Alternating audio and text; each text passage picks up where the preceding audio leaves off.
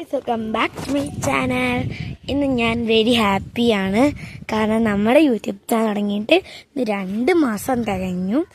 ഇന്നത്തെ ദിവസത്തിന് വേണ്ടിയിട്ടാണ് ഞാൻ വീഡിയോസ് ഇടാതെ നോക്കിയിരുന്നത്. ഗൈസ്, എനിക്ക് 2 മാസം തികഞ്ഞ എൻ്റെ എക്സൈറ്റ്മെൻറ്റ് കൊണ്ട് എനിക്ക് ഇപ്പോഴും ഇത്ര പെട്ടെന്നല്ലേ 2 മാസമൊക്കെ പോയത്. ഇപ്പോഴും ഞാൻ ഇങ്ങനത്തെ വീഡിയോസ് ഇടുന്നതും എനിക്ക് ഏറ്റവും കൂടുതൽ റീച്ച് കിട്ടിയ വീഡിയോ കേട്ടോ ഇങ്ങനത്തെ.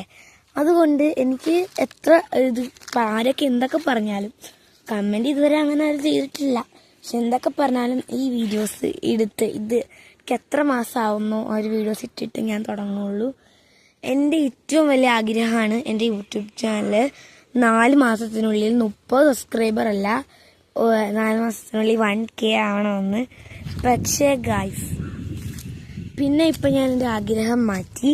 എനിക്ക് 3 മാസത്തിനുള്ളിൽ 40 സബ്സ്ക്രൈബേഴ്സ് ആണെന്നാണ് എൻ്റെ ആഗ്രഹം. പക്ഷെ നടക്കുമെന്നൊന്നും അറിയില്ല. നടത്തി തന്നും, നിങ്ങളെ നടത്തി തരാൻ പറ്റുള്ളൂ. പിന്നെ എനിക്ക് പറയാനുള്ളത്, എനിക്ക് 2 മാസം അതിൻ്റെ എക്സൈറ്റ്മെൻറ്റാണ്. നമ്മുടെ യൂട്യൂബ് ചാനൽ തുടങ്ങിയത് കന്നി 5-നാണ്. ഡിസംബർ ഇതെനിക്ക് ഓർമ്മയില്ല, കാരണം ഞാൻ കൂടുതലും ഇംഗ്ലീഷ് മന്ത്സാണ് യൂസ് ചെയ്യുന്നത്. പക്ഷെ അന്ന് ഗുരുദേവൻ്റെ ഒക്കെ ഇതായിരുന്നു. ഗുരുദേവൻ്റെ കഞ്ഞിയഞ്ചെന്നും പറഞ്ഞ് ഞങ്ങളുടെ അവിടെ നടത്തും. അപ്പം കഞ്ഞിയഞ്ച് സാധാരണ നടക്കുന്നത് കന്നി 5-നാണ്.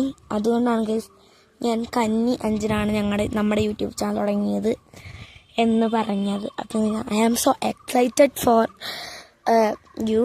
ആൻഡ് ഇന്നലെ തൊട്ട് ഇന്നൊരു വീഡിയോ ഇടണം ഗൈസ്. ഇപ്പോൾ ഒരു ആഫ്റ്റർനൂൺ സമയമാണ് ഗൈസ്. കാരണം എനിക്ക് വീഡിയോസ് ഇടാനുള്ള ടൈമില്ലായിരുന്നു. ഇപ്പം ഞാൻ ആഫ്റ്റർനൂൺ സമയത്താണ് വീഡിയോ ഇടുന്നത്. പ്രത്യേകിച്ച് ഇതൊരു വീഡിയോ ആയിട്ടൊന്നും കണക്കാക്കാൻ പറ്റില്ല.